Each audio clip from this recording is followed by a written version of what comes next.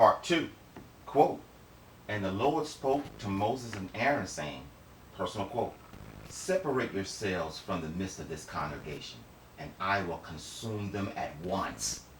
And they, Moses and Aaron, fell on their faces and said, personal quote, O God, the God of spirits and of all flesh, if one man has sinned, shall the wrath of the Lord be upon the whole congregation? And the Lord spoke to Moses, saying, personal quote, speak to the congregation, saying, depart from the company of Korah round about. And Moses rose up and went to Dathan and Elron, and all the elders of Israel went with him. Stop.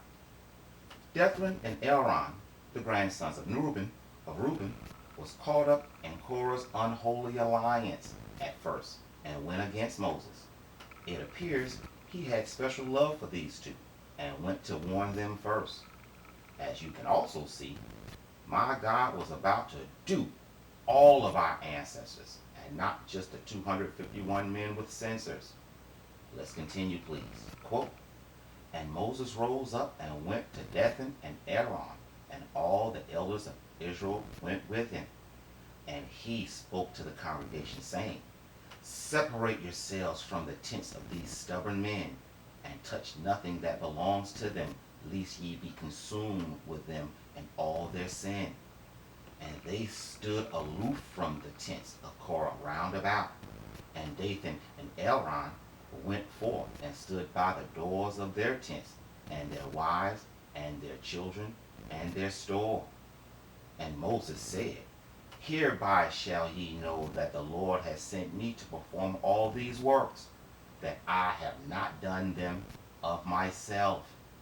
If these men shall die according to the death of men, if also their visitation shall be according to the visitation of all men, then the Lord has not sent me. Stop.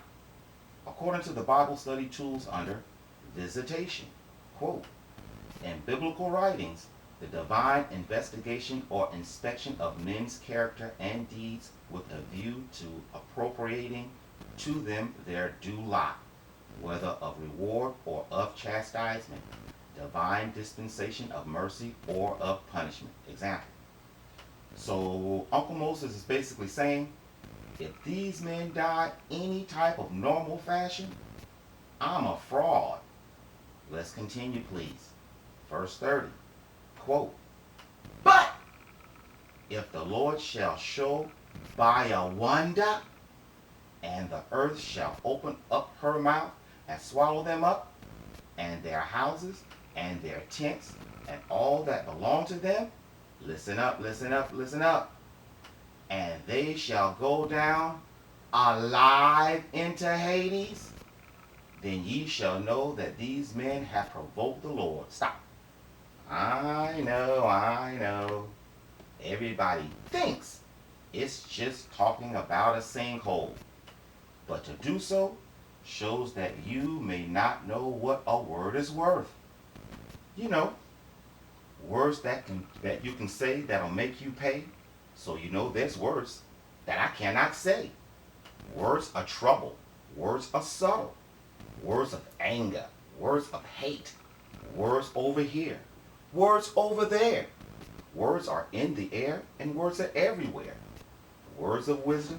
Words of strife. Words that write the book that I like. Words can't find the right solution to the planet Earth's pollution. If you say the right words, you can make a million. But as we all know, words are like that certain person. Don't say what they mean and don't mean what they say.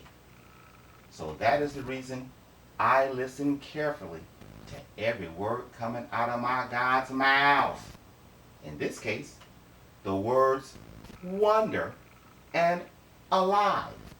See, if the word wonder means awe, fascination, surprise, astonishment, stupefaction, amazement, marvel, miracle, phenomenon, sensation, basically a humdinger, then a simple sinkhole opening up and the people and their all of their things falling into it and dying when they hit the bottom, it would be ugly, but it wouldn't fit the total challenge. That is where the words alive in Hades come into play. The wonder wasn't that a sinkhole opened up. Uh-uh.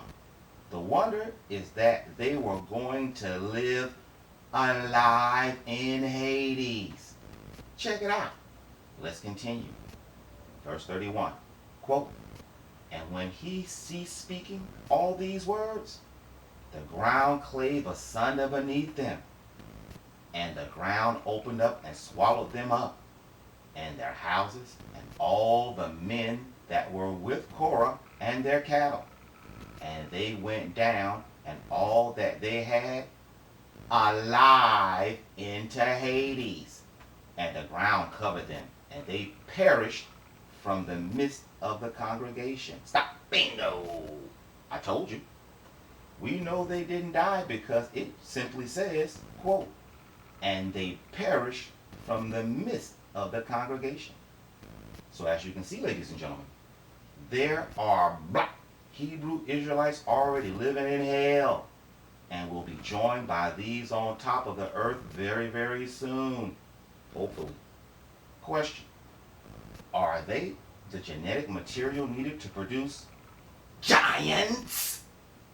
What? That was not nonsense. Do you realize how easy it is for scientists to create a giant? All they would have to do is, you know what? Who am I fooling? I'm Khaled. You're not going to believe me.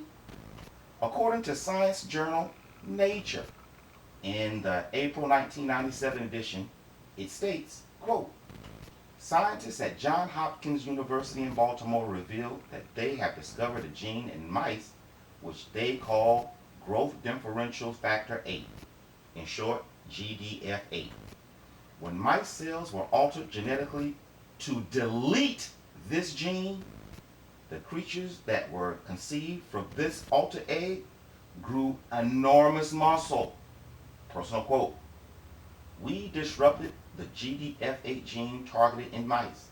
Personal quote, mice lacking the gene are significantly larger than wild-type animals and show a large and widespread increase in skeletal muscle mass. Individual muscles of mutant animals weigh 2 to 3 times more than those of wild animals. Example. From the sounds of this, looking at it with reverse engineering like a German, if a giant mingle themselves with the seed of man, it will introduce the GDF8 gene. Thus, they will reduce in size each generation. Sort of like how the scriptures make sure to tell us Goliath was only 1/4 giant and the runt of the litter. Obviously, with each generation with humans, more GDF8 courses through their veins. Thus, smaller sized humanoids will be spawned. Am I the only person who finds it interesting? The bones from the wrongly interpreted different gene ages of mankind have reduced in size from megalithic heathen to the slightly smaller Davidian heathen to the slightly smaller Neanderthalian heathen to the puny European Homo erectus we see before us today. I said wrongly interpreted earlier because I believe history, historians and the so-called African American history book, the Bible, the Bible. I believe it tells us a different story if you have the correct perception to see it. But we will get to that part as we get deeper into this video. But as far as this part, let's continue our quest to find out the mysteries of the netherworld. Turn in your Septuagints to 1 Samuel 2, 6 through 7 for a different way to look at our overall situation. Let me know when you got there. Wish I was in Dixie. You there? Okay. Quote, the Lord kills and makes alive, semicolon. He brings down to the grave and brings up. The Lord makes poor and makes rich. He brings low and lifts up. Example. I read verse 7 because I wanted to give you the flavor of Uncle Samuel's flow. But did you hear what he said? The semicolon means whatever is said next is talking about what was just said. That can only mean when it said, quote, he brings down to the grave and brings up, is actually talking about somebody dying, going to Shaul, and being raised back from the dead, thus describing the, quote, the Lord kills and makes alive part. We have just read a wonder of people going down to Hades alive. We know the angelic evildoers are hiding themselves in hell. We also know the spirits of the Nephilim do not die.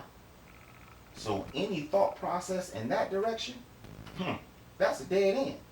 Besides, my God wants them dead. He wouldn't make them alive. My question here, I got a question, ladies and gentlemen. Is there anywhere in the context of Scripture that fits this unprecedented feat? Could it be linked to the Messiah being cut off? Hey, wait a minute, Old Covenant. It was just a question. It was just a question. I didn't mean nothing by it, Big Daddies. Let's continue even deeper into the dark catacombs and caverns of the netherworld. It seems, mind you, Prince, King, Prophet, Priest David had the same perception about Hades and people living there as we are discovering now. Check it out. Psalms 55 and 15 in the Septuagint.